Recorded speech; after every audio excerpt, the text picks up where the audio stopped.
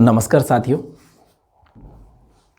जैसा कि हम इसी सिलेबस की विकास यात्रा में बात कर रहे हैं और अगला हमारा भौतिक भूगोल का जो टॉपिक है या जियोमॉर्फोलॉजी का टॉपिक है जो उच्च माध्यमिक स्तर का है, उसका अंतिम जो भाग है उस पर हम बात कर रहे हैं। प्लेट टेक्टोनिक या प्लेट विवर्तन के सिद्धांत पर बात कर रहे हैं। मैं इस सिद्धांत को विस्तृत तरीके से करवाने वाला हूं क्योंकि यह सिद्धांत जो है उसमें से हर बार एग्जाम में 3, 4 या 2 प्रश्न तो मैक्सिमम पूछे जाते हैं इससे, यानी कि कम से कम अगर हम बात करें तो 2 और अधिक से अधिक जो हैं वो 4 प्रश्न इससे पूछे जाते हैं। लेकिन मार बिल्कुल नहीं खानी है इसके अंदर, क्योंकि इस सिद्धांत की जब हम बात करेंगे तो एक एक बात को मैं विस्तृत तरीके से करवाता हुआ तो मैं चलूँगा, लेकिन फिर भी कोई चीज़ अगर यहाँ रहती है तो उसमें सबसे बड़ी बात रहती है कि प्लेटों की गति। और ये जब भी नेट जेआरएफ में पूछा जाता है या सेट एग्जामों में कई बार रिवाइज हुआ है, या प्लेटों के जो छोटी प्लेटें हैं उनकी लोकेशन जब पूछी जाती है तो अक्सर हम गलतियां कर बैठते हैं। और अभी कॉलेज व्याख्याता एग्जाम में इससे 4 प्रश्न उठे हुए थे, पिछले फर्स्ट ग्रेड एग्जाम में 2 प्रश्न उठे हुए थे, उससे पिछले में 3 प्रश्न उठे हुए थे। तो इसको पहले विस्तृत तरीके से करवाते हैं और फिर बात करते हैं कि आपको ये सिद्धांत किस तरह से समझ में आया या नहीं आया। वो सारी बातें जो फैक्ट और क्वेश्चनों में हम हल कर देंगे। तो ज़्यादा समय न लेते हुए बात सीधी करते हैं अपने। अगर वीडियो आपको पसंद आता है तो लाइक और शेयर तो आप कर देना, और न करो तो आपकी मर्जी है। बात आती है कि ये प्लेट टेक्टोनिक सिद्धांत कैसे पैदा हुआ। जब से मानव इस पृथ्वी के ऊपर पैदा हुआ और धीरे धीरे उसके ज्ञान में वृद्धि हुई, वो हमेशा ही जो पृथ्वी के उत्पत्ति के रहस्य है उनको सुलझाने में लगा रहता है। तो किसी भी सिद्धांत की, किसी भी हाइपोथेसिस की एकदम से रचना नहीं होती, या किसी भी सिद्धांत को पूरी तरह से एकदम यकायक जो है वो पैदा नहीं किया जा सकता। तो उसके पीछे एक लंबी पृष्ठभूमि रहती है और फिर जाकर समस्त जो चीज़ों का हल है वो हमारे पास आ जाता है। सबसे पहले मैं अगर बात करूं कि इस सिद्धांत के लिए जो नींव रखी गई थी वो नींव किसने रखी थी।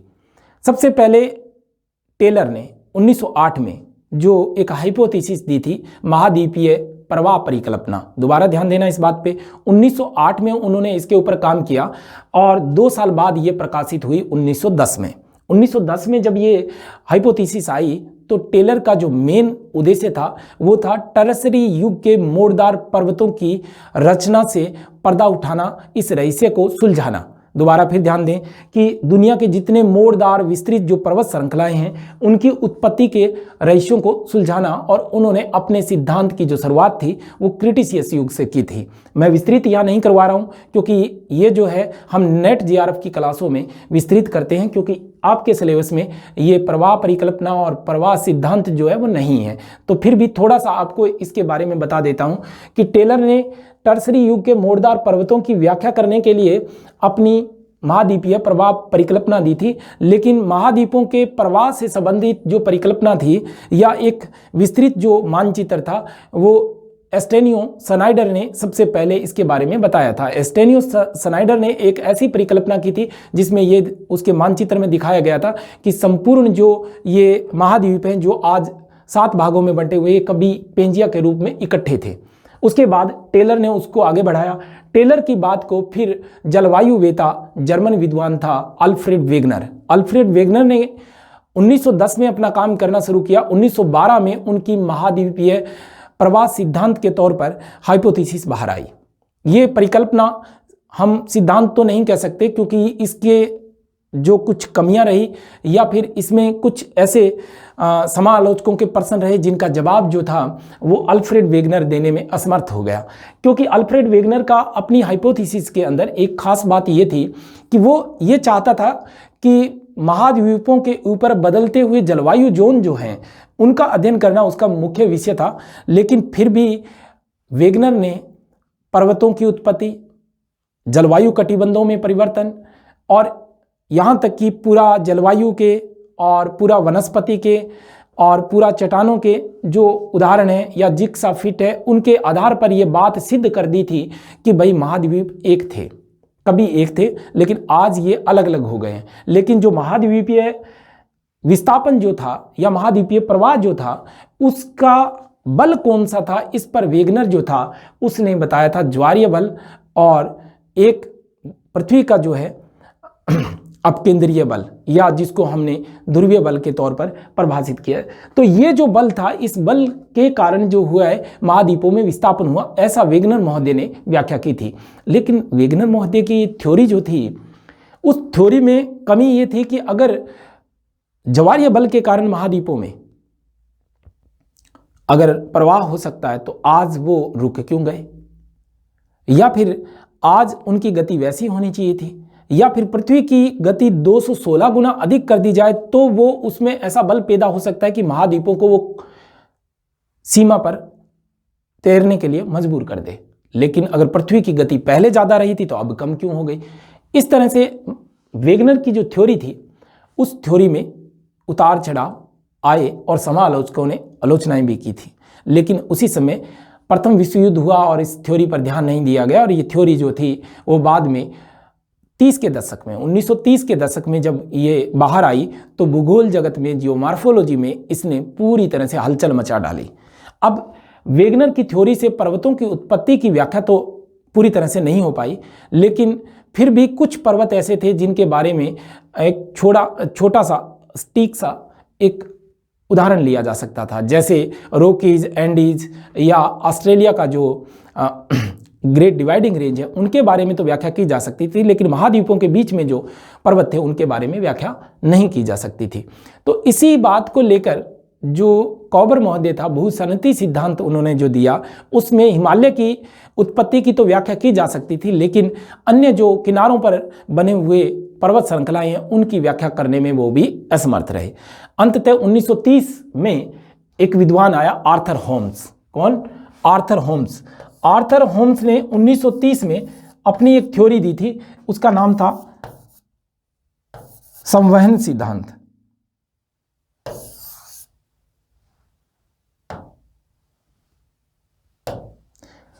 उन्नीस 1930 में आर्थर होम्स ने एक थ्योरी दी थी जिसका नाम था संवहन सिद्धांत। अब ये संवहन धाराओं का जो सिद्धांत था वो बड़ा ही आसान सा था। संवहनीय धाराएं जिनको हम कह दें, संवहनीय धाराएं क्या थी कि धरातल के अंदर क्योंकि रेडियो एक्टिव पदार्थ पाए जाते हैं, उनसे धीरे धीरे जो है मेग्मा गर्म होता है, और संवहनीय धाराएं जो है वो धरातल के नीचे जो है विपरीत दिशाओं में गति करने लगती हैं। तो एक जगह ऐसी भी आती हैं जहाँ गिरते हुए स्तंभों के तौर पर भूसंहतियों का निर्माण होता है, और उठते हुए स्तंभ जो हैं वो जो ऊपर वाला सियाल है उसको सीमा पर तैरने के लिए मजबूर करता है। ये बात, यानी कि मैं अगर यूं कहूं कि वेगनर के महाद्वीपीय प्रवाह सिद्धांत के पूरक तौर पर इस सिद्धांत को लिया जा सकता है। संवहनीय धाराओं का जो सिद्धांत था, संवहन धारा सिद्धांत, ये संवहन धारा सिद्धांत जो था ये इस तरह से व्याख्या करता है कि धरातल जो है या ऊपरी महाद्वीप जो है उनमें प्रवाह किस आधार पर होता है, तो संवहनीय धाराएं धीरे धीरे महाद्वीपों के प्रवाह का कारण बनी।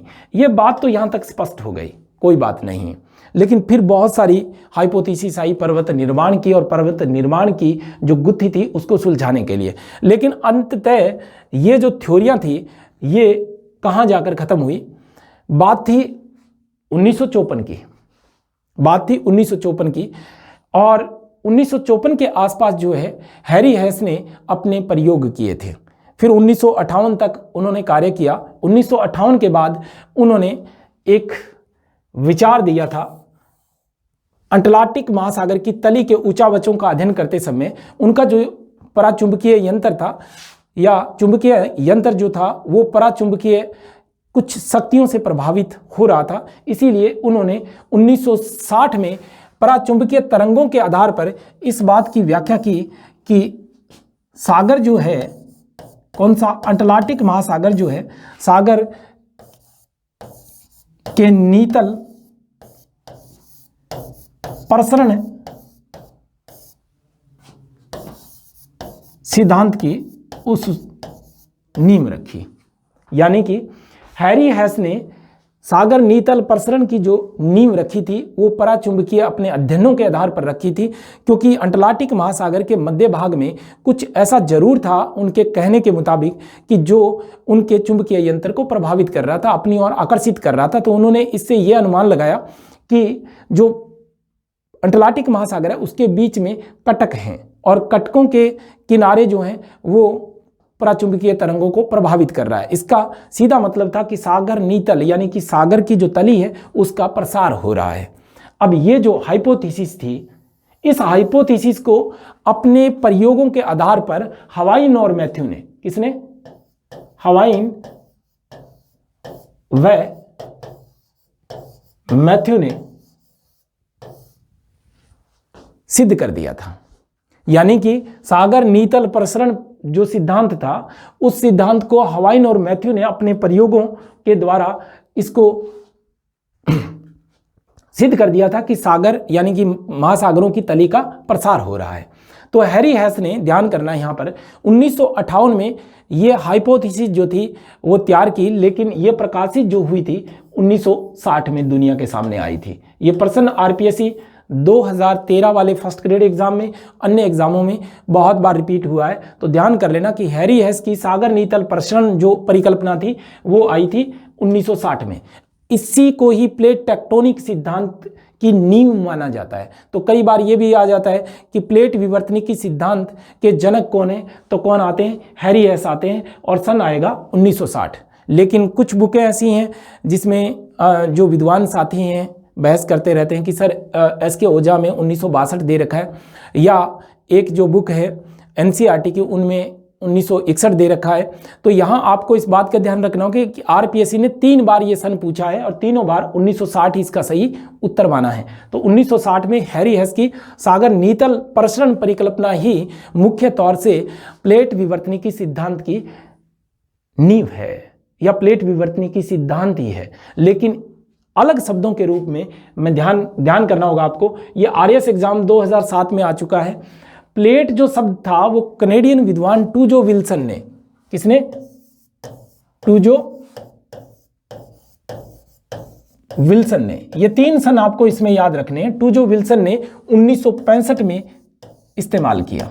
प्लेट का मतलब है एक वह भूखंड जो सियाल के रूप में किसी दूसरे भूखंड से अलग है या उनके बीच में जोड़ पाए जाते हैं। ठीक उसी तरह से जैसे वॉलीबॉल के अंदर अलग अलग जो प्लेटें होती हैं वो डालकर उसको पूर्ण किया जाता है, उसी तरीके से ये जो पृथ्वी का जोड़ भाग है इसके अंदर अनेक जो प्लेटें हैं वो आपस में जुड़ के ऊपरी भूप्रपट्टी का निर्माण करती है। तो ऊपरी जो भूप्रपट्टी है उसमें अनेक जो प्लेटें हैं वो पाई जाती है। तो प्लेट शब्द टूजो विल्सन कनेडियन विद्वान था, 1965 में इस शब्द का इस्तेमाल किया।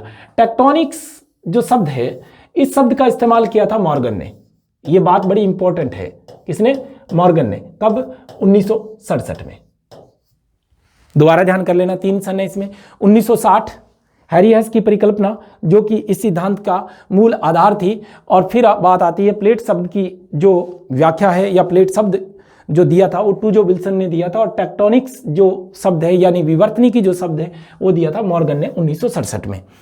अब बात यह आती है कि इस सिद्धांत पर सबसे अच्छा जो वर्क किया था उसमें हम बात करते हैं कि पहले हैरी हेस ने सागर नीतल प्रसरण परिकल्पना दी, और उससे पहले जो महाद्वीपों के प्रवास से संबंधित जो था वो आर्थर होम्स ने सैवनीय तरंग सिद्धांत दिया। लेकिन बाद में इस सिद्धांत की विस्तृत व्याख्या जो थी वो की गई, और विस्तृत व्याख्या में Tuzo Wilson, McKenzie, Parker, Morgan. दोबारा फिर सुने कौन कौन थे? टूजो विल्सन और मॉर्गन। मॉर्गन की प्रसिद्ध एक रचना है, ध्यान करना, वो कई बार दिग्भ्रमित न हो जाएं आप, इसलिए बता रहा हूं।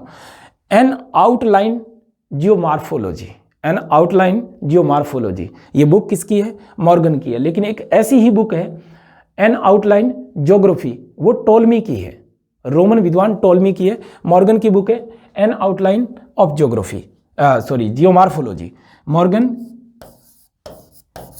मैकेंजी और पार्कर ने इसके ऊपर विस्तृत कार्य किया और इस सिद्धांत की विस्तृत व्याख्या करने में इन विद्वानों का महत्वपूर्ण योगदान है। एक बार थोड़ा स्क्रीनशॉट ले ले, क्योंकि इस सिद्धांत को मैं विस्तृत तरीके से इसलिए करवा रहा हूँ कि इसमें से कोई भी चीज़ आपकी छूटनी नहीं चाहिए। और एक बार अगर आपने कर लिया तो ये गणित है, गणित है, और गणित की तरह ही मैं इसकी व्याख्या करूँगा, ताकि आपको किसी भी गति के बारे में या किसी भी प्लेट के बारे में कोई भी भ्रम पैदा न हो।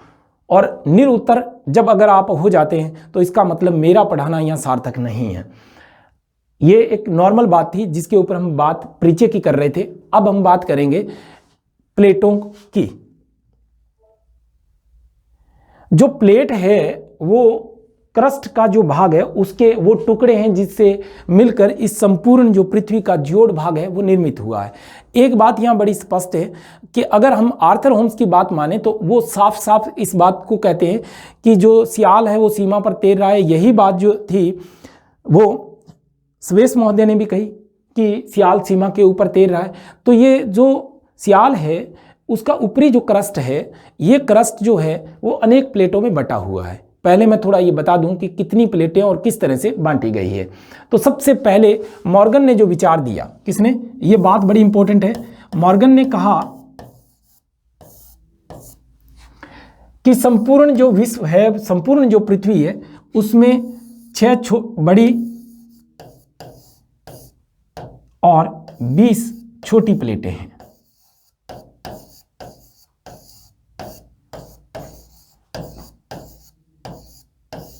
दोबारा ध्यान कर लें इसके ऊपर। मॉर्गन ने कहा 6 बड़ी और 20 छोटी प्लेटें हैं, लेकिन नासा की जो नवीनतम जानकारी है, ज्ञात जितनी प्लेटें हैं वो लगभग 100 के आसपास उन्होंने बताई है। कितनी छोटी प्लेटों की संख्या 100, और बड़ी प्लेटों की जो संख्या है वो 7 है। कितनी है? 7 है। 7 बड़ी प्लेट है और 100 छोटी प्लेटों के आसपास बताया जाता है। लेकिन ज्ञात जो अब तक पता लगी है, जो सुस्पष्ट है, उनको हम बड़ी छोटी प्लेटों में सिर्फ 20 प्लेटें मान रहे हैं। अब बात आती है कि इन प्लेटों के कितने किनारे होते हैं और किस तरह से इनमें गतियां होती हैं। अब पृथ्वी तो जियोड प्रकार की है। अगर कोई प्लेट किसी प्लेट से दूर हो रही है तो निश्चित तौर से वह किसी दूसरी प्लेट के करीब जा रही है। अगर कोई प्लेट किसी प्लेट से दूर हो रही है तो निश्चित तौर से वो दूसरी प्लेट के करीब जा रही है, क्योंकि ये तो गोल है। और जब अगर कहीं सागर के नीतल का प्रसरण हो रहा है तो किसी सागर के नीतल का क्या हो रहा है, उसका अभिसरण भी हो रहा है।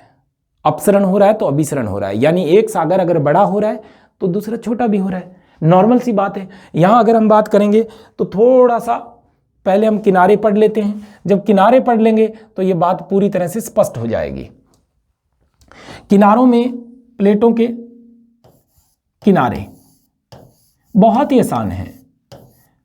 कितने तरह के होते हैं? 3 तरह के होते हैं। पहला है रचनात्मक किनारा, दूसरा है विनाशात्मक किनारा, और तीसरा है संरक्षी किनारा। बात यहां तक समझ में आ गई होगी। कौन सा? संरक्षी किनारा है।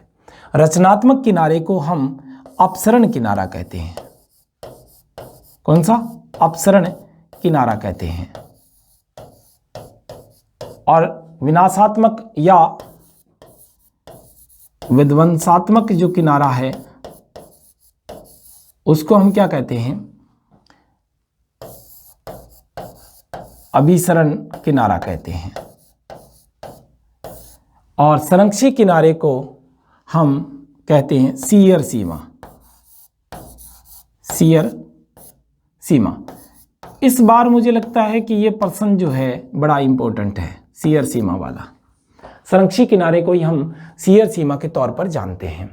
अब पहला है रचनात्मक किनारा, या इसको कई बार निर्माणात्मक किनारा भी कह दिया जाता है, क्योंकि यहां नया निर्माण होता है।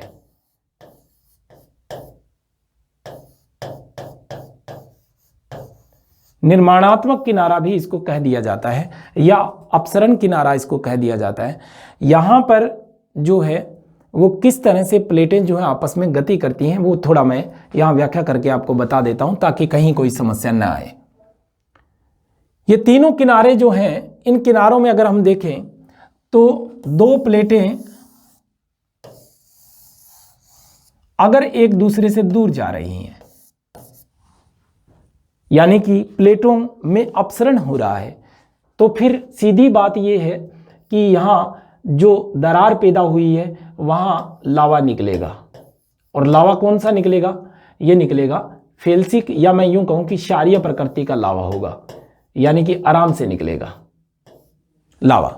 दुनिया के 15% जो ज्वालामुखी है वो यहाँ पर आते हैं। ये हमेशा दुहारों के रूप में लावा बाहर निकलता रहता है। अगर इसका बेस्ट उदाहरण अगर मैं बताऊँ आपको तो मध्य अटलांटिक जो कटक है, उस कटक के अंदर इस तरह की प्रवृत्तियां पाई जाती हैं, क्योंकि मध्य अटलांटिक ऐसा आकृति का जो कटक है जो दुनिया की सबसे लंबी पर्वत श्रृंखला है, जिसको हम कह सकते हैं 14,000 किलोमीटर लंबा है। तो ऐसा आकृति के इस कटक के दोनों तरफ जो हैं वो इस तरह के दुहारों के रूप में ज्वालामुखी उद्गार होते रहते हैं। और जो अफ्रीका और यूरोप वाला भाग है वो पूर्व की तरफ, और जो दक्षिणी अमेरिका वाला भाग है वो पश्चिमी की तरफ गति कर रहा है। इसका मतलब सीधा सीधा ये हुआ कि ये निर्माणात्मक या रचनात्मक या अपसरण किनारा है। लेकिन दूसरा जो किनारा होता है इसको हमने क्या कहा? अपसरण किनारा। कितना आसान है, कोई दिक्कत नहीं है। दूसरा जो है अभिसरण किनारा, इसको विध्वंसात्मक या विनाशात्मक किनारा हमने कहा। विध्वंसात्मक या विनाशात्मक किनारा हमने कहा।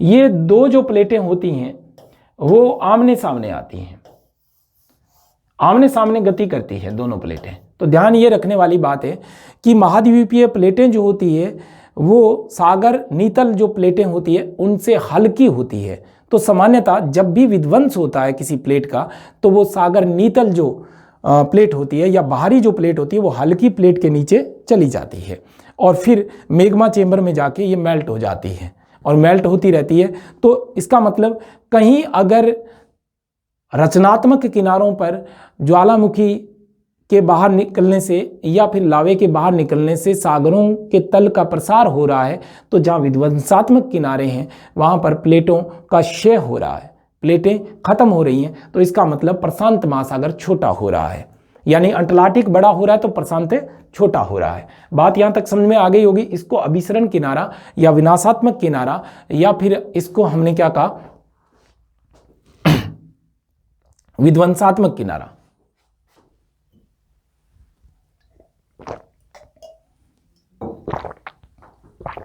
सॉरी। अब बात आती है संरक्षी किनारे की।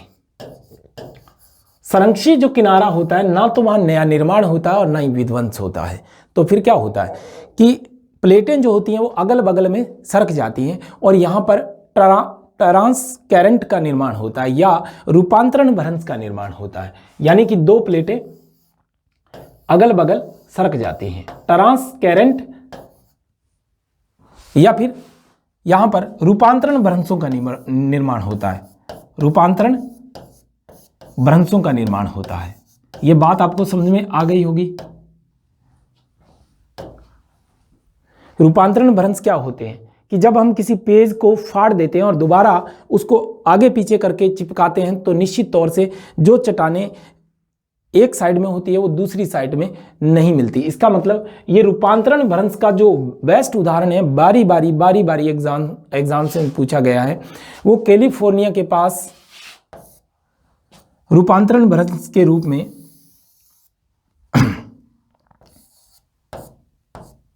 ट्रांसकरेंट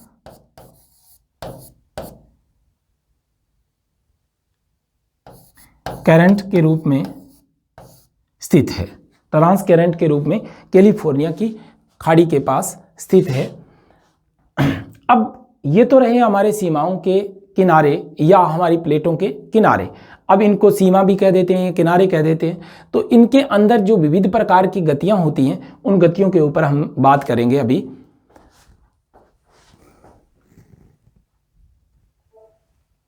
कि ये सिद्धांत जो है वो किस तरह से किन चीज़ों पर टिका हुआ है जिनको हमें समझना पड़ेगा। अगर हम नहीं समझ पाते हैं तो निश्चित तौर से इस सिद्धांत को भी समझने में असमर्थ हो जाएंगे, और यही चीज़ आपको फिर वायुमंडल को समझने में काम आएगी।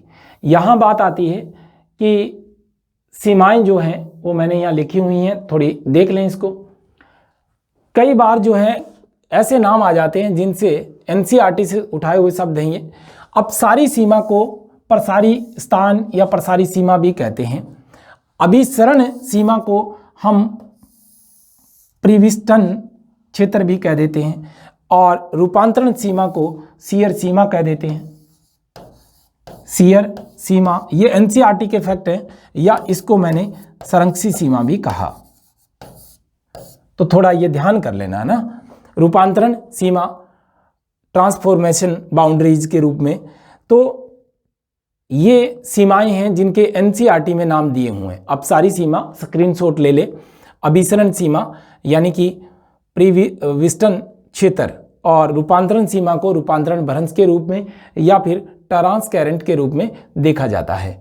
अब बात आती है इसमें कौन से ऐसे बल हैं जिनकी हमें पूरी तरह से ज्ञान होना बहुत जरूरी है।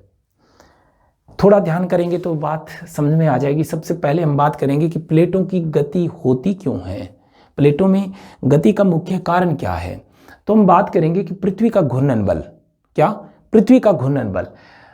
ये नॉर्मल बात है, पृथ्वी की आंतरिक संरचना में मैंने जिक्र भी किया था, लेकिन मैं यहाँ गतियाँ आपको नहीं बताऊंगा। सबको मालूम है कि पृथ्वी जो है वो दो तरह की गतियाँ करती है, घूर्णन और एक परिभ्रमण, या उसी को एक घूर्णन को हम परिभ्रमण कह देते हैं, और एक होती है परिक्रमण।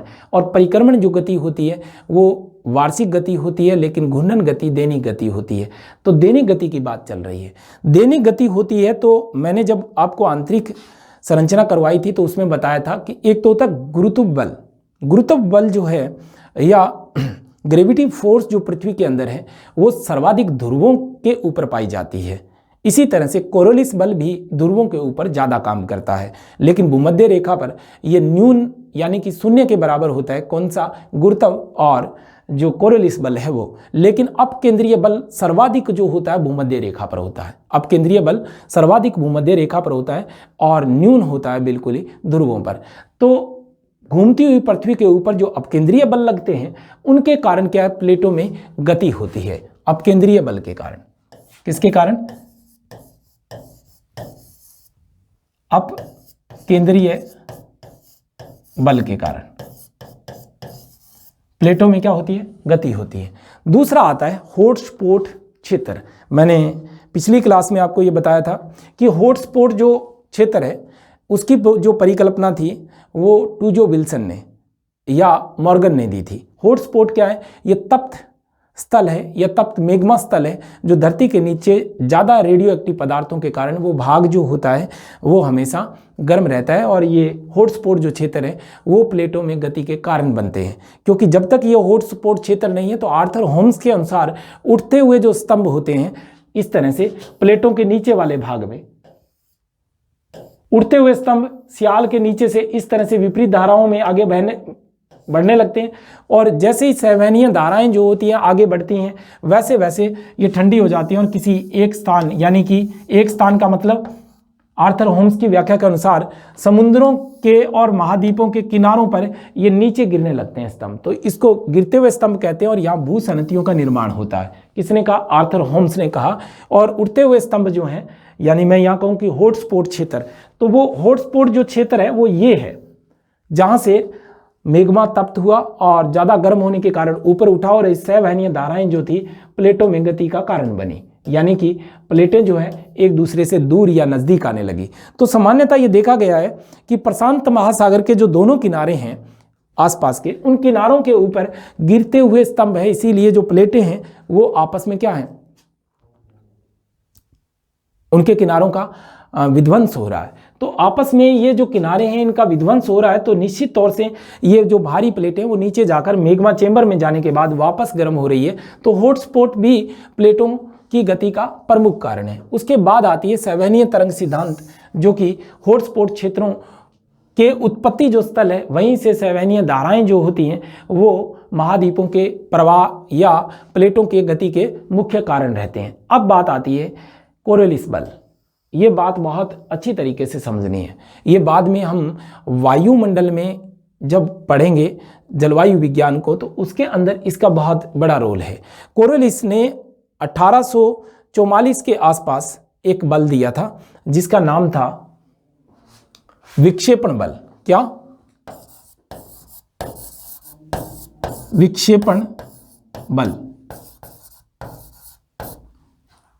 विक्षेपण जो बल है वो घूमती हुई पृथ्वी के ऊपर एक बल लगता है। जब हम किसी चीज को घुमाकर छोड़ते हैं तो वो मूल सीधी न जाकर कुछ दूरी तक उस दिशा में विक्षेपित हो जाती है जिस दिशा में उसके ऊपर घूमती हुई वस्तु का लगाया गया है। या मैं यूं कहूं कि घूमती हुई वस्तु जो होती है जिस दिशा में घूम रही होती है उसी दिशा में घुमावदार जो बल है विक्षेपण बल कहलाता है। जैसे ये जो पृथ्वी है इसके उत्तरी गोलार्ध में हमेशा ही जो बल है वो क्लॉकवाइज लगता है, जबकि दक्षिणी गोलार्ध में एंटी क्लॉकवाइज लगता है। यही धाराओं के चक्कर का कारण है और यही जो बाद में हम पढ़ेंगे वाइज बेल्ट का नियम है या फेरल का नियम है। ये नियम इसी कोरियोलिस या विक्षेपण बल पर आधारित है।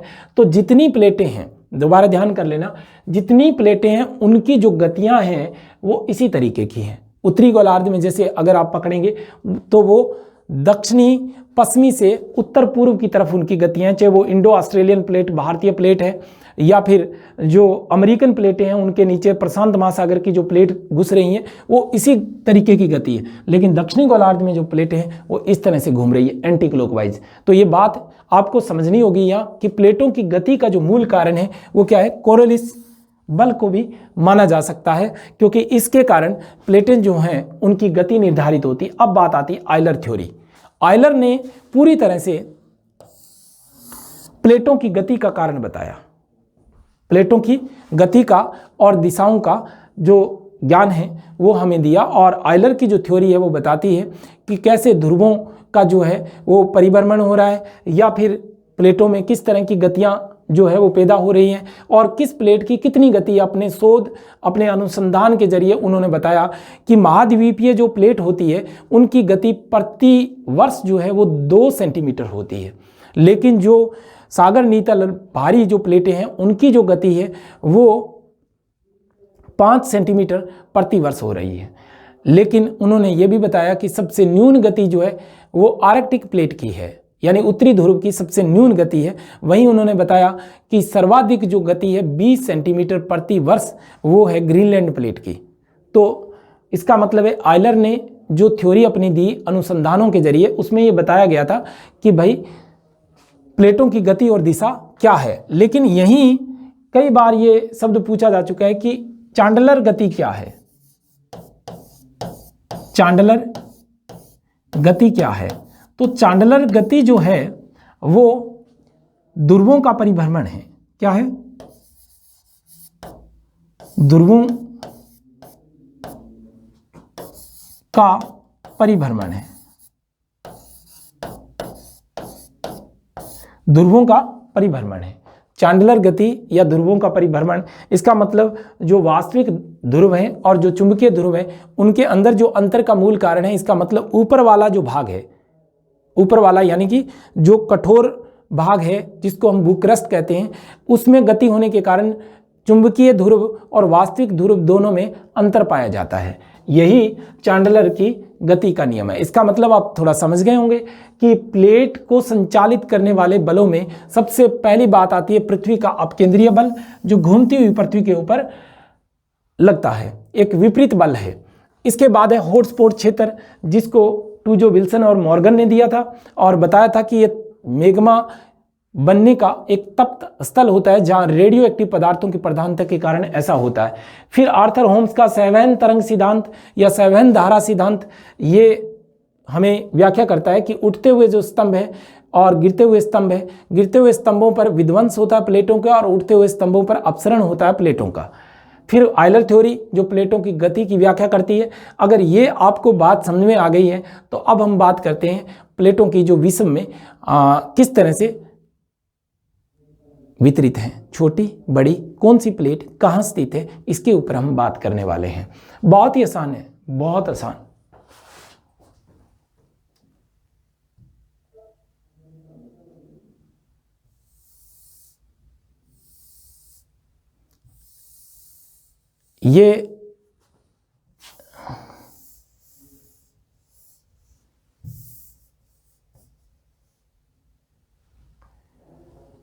ये आपके लिए एक मानचित्र है और जिसमें हम थोड़ी बात करेंगे ताकि सुस्पष्ट तरीके से आपको बात समझ में आए, कौन सी प्लेट कब कब और कहाँ कहाँ पूछी गई हैं। और हर बार जितनी बार फर्स्ट ग्रेड का, कॉलेज लेक्चरर का या सेकंड ग्रेड के भी एग्ज़ाम हुए हैं तो उनमें, या जितने भी बाहर मध्य प्रदेश, यूपी, उत्तराखंड के जो जितने एग्ज़ाम हुए हैं उन एग्ज़ामों में यहाँ से प्रश्न बहुत ज़्यादा आए हैं। अगर आप ध्यान दे पा रहे हैं तो कितना आसान सा काम है कि थोड़ा और छोटा कर देता हूं ताकि ये मानचित्र जो है पूरा आपको दिखाई दे। शायद इसको साफ देख पा रहे होंगे आप। ये मानचित्र जो है इसके अंदर अगर आप देखें तो ये ग्रीनलैंड है। मैं थोड़ा बना दूं ताकि आपको बात समझ में आ जाए। ये ग्रीनलैंड है और ये जो है यूरोप है और ये अफ्रीका का भाग है और यहां पर दक्षिणी अमेरिका है,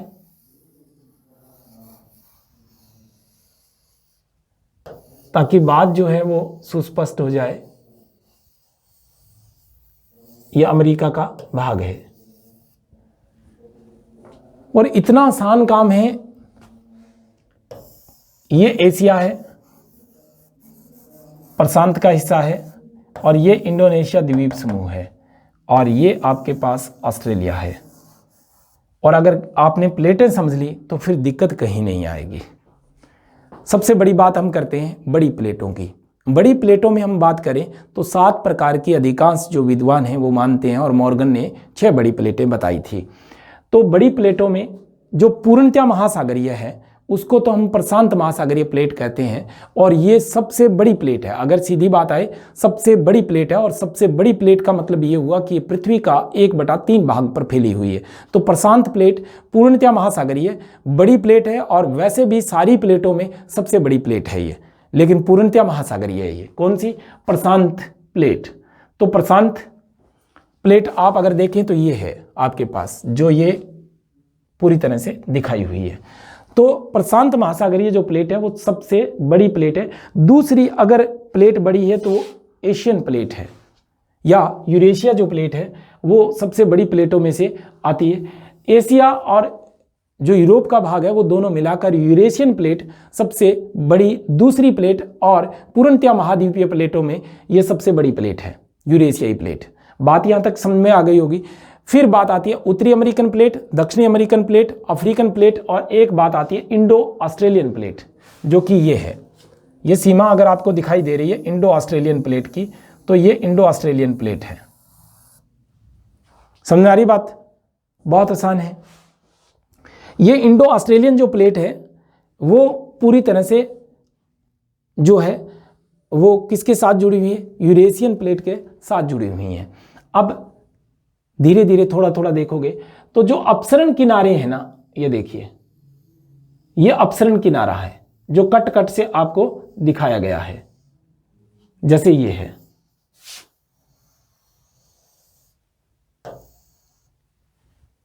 अब प्लेटों को पढ़ते हैं। बड़ी प्लेटों में पहले मैंने बताया प्रशांत महासागर प्लेट, यूरेशियन प्लेट, उत्तरी अमेरिकन, दक्षिणी अमेरिकन, अफ्रीकन, और फिर बात आती है इंडो ऑस्ट्रेलियन प्लेट की। ये 7 बड़ी प्लेटें हैं। अब छोटी प्लेटें जो है बारी बारी एग्जाम्स में पूछी जाती हैं, तो थोड़ा ध्यान करना इसमें। छोटी प्लेटों में सबसे बड़ी प्लेट है नज़का, जो व्याख्याता एग्जाम 2013 वाले में पूछी गई थी। उसमें पूछा गया था कि मध्य जो अमेरिका है, यानी कि उत्तरी अमेरिका और दक्षिणी अमेरिका के मध्य में स्थित कौन सी प्लेट है, तो वो पूछी गई थी काकोस प्लेट। कौन सी? काकोस प्लेट है, जो यानी कि कैरेबियन सागर के विपरीत साइड में स्थित प्लेट है। यहाँ पर भी ज्वालामुखी उद्गार होते रहते हैं, या ये जो जोड़ है, इस जोड़ के ऊपर ये एक काकोस प्लेट स्वतंत्र तौर से पाई जाती है। फिर बात आती है नजका की। मैंने कहा कि नजका जो प्लेट है वो छोटी प्लेटों में सबसे बड़ी प्लेट है। तो नजका दक्षिणी अमेरिका के जो पश्चिमी तट है उसके ऊपर स्थित है। तो नजका प्लेट जो है वो प्रशांत महासागर के या दक्षिणी प्रशांत महासागर के पूर्वी भाग में स्थित प्लेट है, जो दक्षिणी अमेरिका के नीचे स्लाइड हो रही है। अब बात आती है कि दक्षिणी अमेरिका के सुदूर एक प्लेट, छोटी प्लेट स्थित है जिसको स्कोशिया के नाम से जाना जाता है। किसके नाम से? स्कोशिया प्लेट के नाम से जाना जाता है। और यहीं पर ऊपर जो है जवान डी फुका प्लेट है, जो अलास्का से थोड़ी नीचे है। और जैसे मैंने थोड़ी देर पहले आपको बताया कि संरक्षित सीमा का जो किनारा होता है वो रूपांतरण भ्रंश बनाता है। तो ट्रांसकेरेंट के तौर पर अगर कोई बात करे तो सेन एंड्रियान्स भ्रंश है, कैलिफोर्निया के पास है। सेन एंड्रियान्स भ्रंश ट्रांसकेरेंट के तौर पर जाना जाता है। तो इसको बहुत बार एग्जाम्स में पूछा गया है, बहुत बार एग्जाम से पूछा गया है। अभी अभी कॉलेज व्याख्याता एग्जाम में आया था कैरोलिना प्लेट। तो थोड़ा ध्यान करना इसमें कि यही अमेरिका के कैरेबियन सागर में कैरेबियन प्लेट पाई जाती है। कैरेबियन सागर में कैरेबियन प्लेट पाई जाती है। तो ये कैरेबियन प्लेट है, लेकिन कैरोलिना प्लेट जो है वो ये है ऑस्ट्रेलिया के उत्तर पूर्व के किनारे पर स्थित प्लेट है, जो फिलिपाइन प्लेट के दक्षिणी पश्चिमी में स्थित है। फिलिपाइन प्लेट फिलीपींस देश के अंदर आती है। तो ये फिलिपाइन प्लेट है कैरोलिना, और इसको कहा फिलिपाइन प्लेट, और ये है कैरोलिना प्लेट। अब इन प्लेटों के बीच में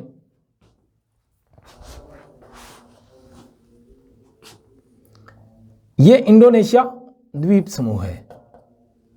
अब छोटी छोटी प्लेटें आती हैं जिनका अगर नाम मैं लूं तो आपको बात समझ में आ जाएगी।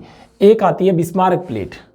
बिस्मार्क प्लेट जो है वो जर्मनी और फ्रांस के पास स्थित है। वहीं जो अरेबियन प्लेट है, तो अरब जो प्रदेश है, अरब प्रदेश, उसको अरेबियन प्लेट के तौर पर जाना जाता है। अब बात आती है और छोटी प्लेटों की। तो एक सोमाली प्लेट है जो अफ्रीका के पूर्वी साइड में, मैं इस मानचित्र में पूरी तरह से आपको इन चीज़ों को दिखा नहीं पा रहा हूं, मैं बढ़ा लेता हूं। यहां पर सोमाली प्लेट स्थित है, और इसके ऊपर जो अरब प्रायद्वीप है ये अरेबियन प्लेट है। अरेबियन और कैरेबियन में दिग्भ्रम पैदा हो सकता है। अरेबियन प्लेट है, और ये क्या है? सोमाली प्लेट है। सोमाली प्लेट है। तो बात आपको स्पष्ट हो गई होगी कि कैरेबियन जो है वो कहाँ है? कैरेबियन सागर में है, जबकि कैरोलिना जो प्लेट है वो क्या है? ऑस्ट्रेलिया के उत्तर में स्थित है। अब थोड़ा सा अगर आप देखेंगे तो छोटी प्लेटों की व्याख्या मैंने एनसीईआरटी से उठा के देखी है, और वो एनसीईआरटी वाली हैं वो और ज़्यादा आपके लिए जो है वो मिल जाएंगी।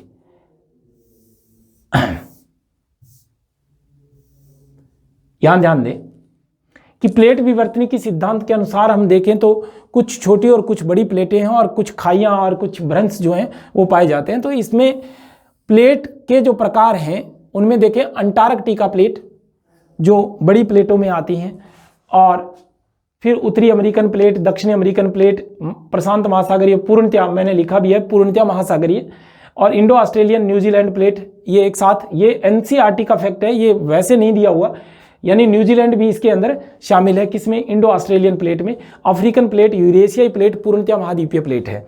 महत्वपूर्ण जो बात है काकोस प्लेट, यह प्लेट जो है उत्तरी अमेरिका, दक्षिणी अमेरिका के मध्यवर्ती भाग पश्चिमी में स्थित है। लेकिन अगर हम प्रशांत महासागर की बात करें तो मध्य प्रशांत महासागर के पूर्वी तट पर स्थित है। फिर उसके नीचे आती है नजका प्लेट जो छोटी प्लेटों में सबसे बड़ी प्लेट है, और ये दक्षिणी जो अमेरिका और प्रशांत के बीच में। फिर आती है अरेबियन, अरब प्रायद्वीप।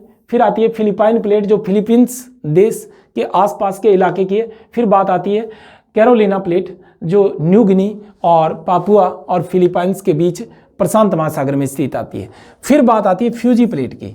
तो यहाँ मैं थोड़ा बना देता हूँ ताकि आपको बात समझ में आ जाए कि ऑस्ट्रेलिया जो है इसके ऊपर यहां स्थित है कौन सी, कैरोलिना।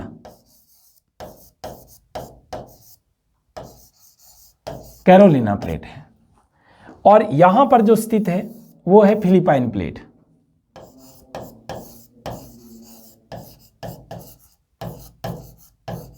फिलीपाइंस, इनके बीच में जो स्थित प्लेट है उसको हम कहते हैं फ्यूजी प्लेट।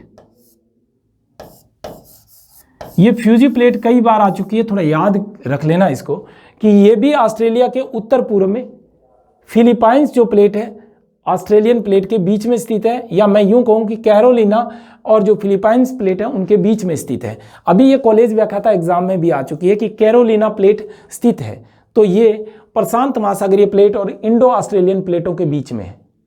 यहाँ इंडो ऑस्ट्रेलियन प्लेट और प्रशांत के बीच में भी है, और अगर वैसे देखा जाए छोटी प्लेटों में तो फिर ये किसके बीच में, प्रशांत प्लेट और इसके अलावा फिलीपाइंस प्लेट के बीच में भी स्थित है। तो ऑप्शन पर डिपेंड करता है कि इन प्लेटों के जो मध्यस्थ स्थित है तो किसके मध्य और किस तरह से स्थित है। तो यहां ध्यान देना, फ्यूजी प्लेट जो है कैरोलिना और फिलीपाइंस प्लेट के बीच में स्थित है, या ऑस्ट्रेलिया के उत्तर पूर्व में स्थित है।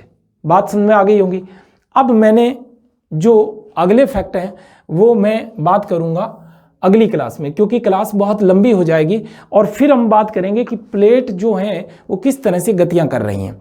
एक बार पुनः मैं आपको छोटी प्लेटों के बारे में और बताऊंगा, अगली क्लास में बताऊंगा। साथियों, जय हिंद, जय भारत।